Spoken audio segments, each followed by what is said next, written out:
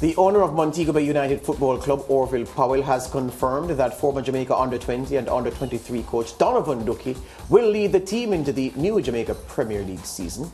This will be Duckie's second stint at the helm of the club, having previously guided them in the 2013-14 Premier League season. Now, Montego Bay United returned to the JPL last season, but had a rough campaign, finishing bottom of the 12-team league with just 12 points from their 22 games. Duckie joins us on the phone to talk about the task ahead of him. Donovan, good afternoon. Welcome to the SportsMax Zone. Pleasant. Good evening to you, my friend. Good. And all your listeners. Yeah, man. Excellent. Good to have you here.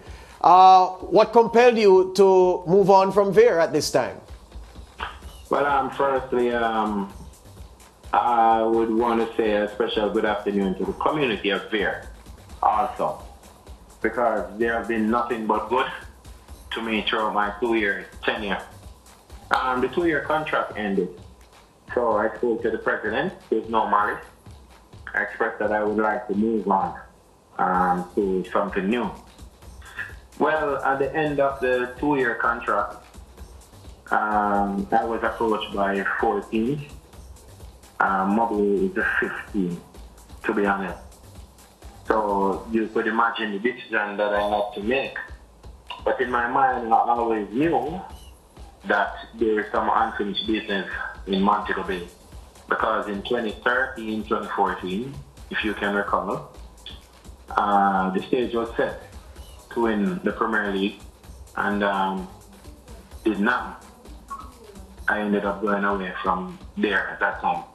So, you know, it's in my intention all along to return. So when the president called, there was only one side I could have given him, and it's yes. Yeah. Looking at your record, Donovan, you've been assistant manager at Guadeloupe. You've been with the Reggae Boys, the senior Reggae Boys, and of course the junior ones, as we spoke about earlier. You've been with several Premier League clubs. You have that wealth of experience. What contribution will you make, or what role will you have in the recruitment of players? Because I looked at we saw the Mobay United squad almost every round last season, and we felt that the squad was weak. It was callow.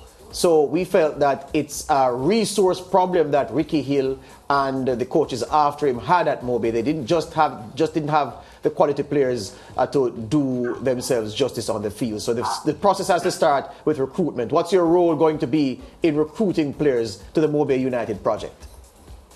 Well, first of all, my track record would have shown that I am a builder. And I totally understand where the club is at this point. These players are 1-year experienced players, probably a few with 2 years experience. So the youth there will form the core of the team, but it's for us now as a staff to get a few experienced players to form a balance. There's a lot of good individualism there, but what we're looking at now is to build a team. So there are certain characteristics that you have at Mobay United. Always a fit team, play fast in transition, good mentality. So the psychological aspect is one.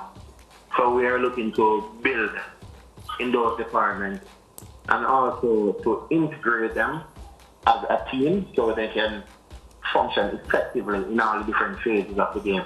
So there will be a lot of work for me, myself. But as you know, to whom much is given, much is expected. And it's not a tomorrow thing. It's about short-term goals, medium-term goals, and long-term goals. So I've spoken to the president, and I think we're on the same page in terms of where we are and where we want to go. Yeah, I hear you say that to whom much is given, much is expected. That's why I'm asking if you'll be given a role in the recruitment, because I know your president is a forward-thinking, assertive fellow. He may say, well, leave the recruitment to me and you use what I provide to build a fighting unit. Will you have a role to play in which player comes to the club, the profile of player, so that they can fit into the blueprint that you'll set out? Well, definitely. You would know who Donovan Duckie is. I know you know. Yes, sir. So if I'm given a job, I want my boss to empower me. And that doesn't say that he wouldn't have a say, because I know there's no one that loves football more than him. And then where I am a team player also, so while the recruitment falls under my portfolio, when it comes to recruitment, you have to have a lot of eyes. So if there are talents that I'm not able to see and they're brought to the fore, then it's for me to do my analysis and make a decision.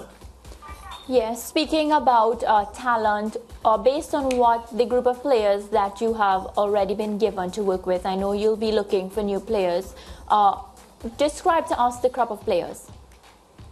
The present players that we have? Yes. Okay, well, I've had the opportunity to see Mobay United play 3 times. And when they played against us at Bay United in 2 rounds, and when they played against Arnie at Catronal. Well, when we are analyzing players, it's a little bit different that we see as coaches. So in terms of their physical shape, there's a lot of work that can be done. In terms of their technical ability, I think that is where their strengths are. But in terms of the tactical approach now, and then the mindset is also important. I think those are areas where they can improve significantly. Yeah, you spoke about long-term goals, you spoke about short-term goals. Montego Bay United finished 12th last season. What would be a reasonable short-term goal for you as you get ready for this new season? Well, definitely the objective is to avoid relegation. Mm-hmm. Then we could look at possibly a tactical berth. And based upon the format, you have seen what teams have done in the past. Arnett won it from coming 6th. Harborview did the same. So it's for us to look at these possibilities. Yeah, Donovan, you mentioned just now about watching them play. You, as the VAR coach, had played Montego Bay United twice last year. You beat them 1-0 and there was a 1-1 draw.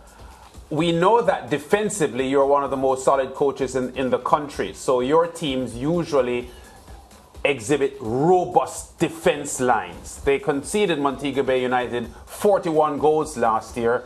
Obviously, that's an area that you will take special interest in. Yes, definitely. And,